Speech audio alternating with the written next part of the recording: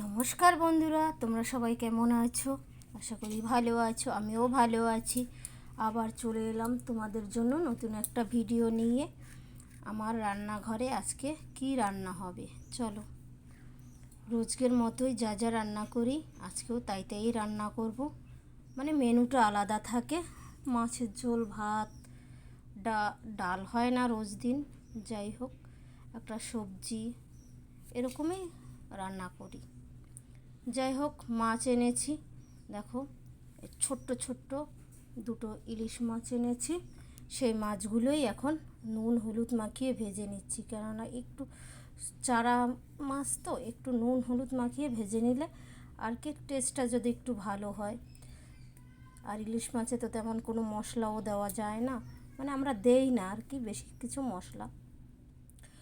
যাই হোক, কালো জিরে ফোড়ন দিয়ে পাতলা ঝোল করব, তার জন্যই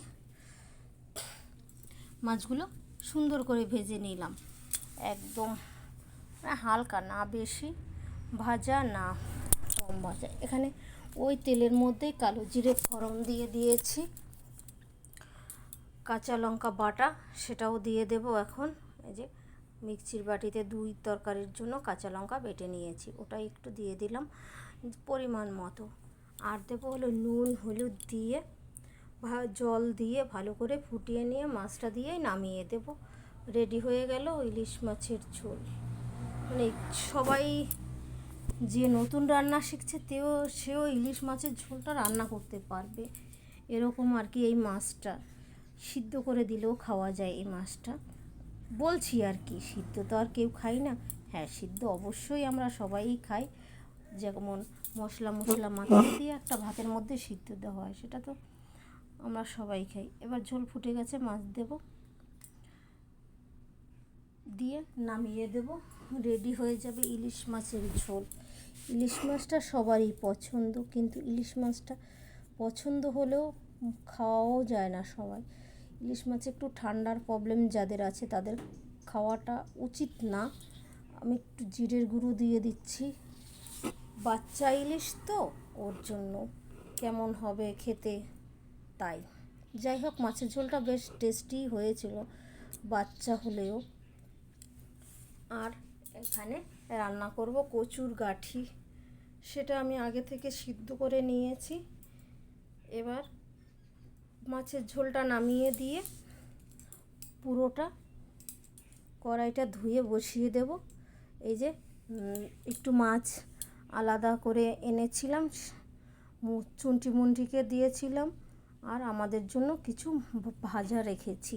আর ওই যে মাছের তেল, ইলিশ মাছের যে তেলটা আছে সেটাও ভেজে তুলে নিয়েছি এই মাছের সঙ্গে একসঙ্গে একটু লঙ্কা ফঙ্কা দিয়ে।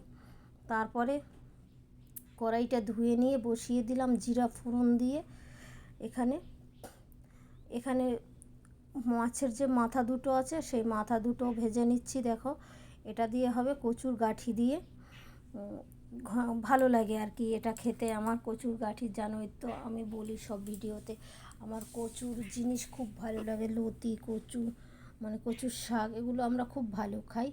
তাই এখানে দেখো ওটাও ভেজে নিচ্ছি। তারপরে কচুর গাঁঠি দিয়ে দেব, মশলাপাতি যেটুকুন দেওয়ার দিয়ে, লঙ্কা বাটা তো দেবই অবশ্যই, ঝাল ছাড়া হয় না, আমরা প্রচুর ঝাল খাই। সেটা না দেখলে তোমরা বুঝতে পারবা না বন্ধুরা যে কতটা পরিমাণে আমরা ঝাল খাই। এবার কচুর গাঁঠিটা দিয়ে নাড়াচাড়া করে জল দিয়ে দিতে হবে, মিডিয়াম জল দিয়ে দেব, না বেশি না কম। এই যে জল দিয়ে দিচ্ছি। তোমাদের আমার ভিডিও যদি ভালো লাগে লাইক কমেন্ট শেয়ার অবশ্যই করে পাশে থেকো। সবাই সবার পাশে থাকলেই এগিয়ে যেতে পারবো। যাই হোক, এবার একটু ঢেকে দিচ্ছি। পাশে আমি ভাত বসিয়ে দিয়েছি কড়াইতে। দেখো এটা হয়ে যায়নি, এখন একটু ধনেপাতা দেবো আর একটু জিরের গুঁড়ো দেবো। দিয়েই রান্না হচ্ছে আজকের কচুর গাঁঠিটা। খেতে দারুণ হয়েছিল কচুর গাঁঠিটা, মানে কি বলবো, কচুর গাঁঠি দিয়েই মনে হয় পুরো ভাতটা খেয়ে নেই, এরকম আর কি টেস্টটা লেগেছিল। সেই কে কচুর গাঁঠি খুব পছন্দ করো, ভালো খাও, অবশ্যই কমেন্টের মাধ্যমে আমাকে জানাবে। তোমাদের কমেন্টগুলো পড়তে আমার খুব ভালো লাগে, সুন্দর সুন্দর কমেন্ট পড়ি, উত্তরও যতটা পারি সম্ভব আমার দেওয়ার আমি দেই তোমাদের সঙ্গে উত্তর। সবাই ভালো থেকো। আজকে রান্নাবান্না এই পর্যন্তই, সব টাটা।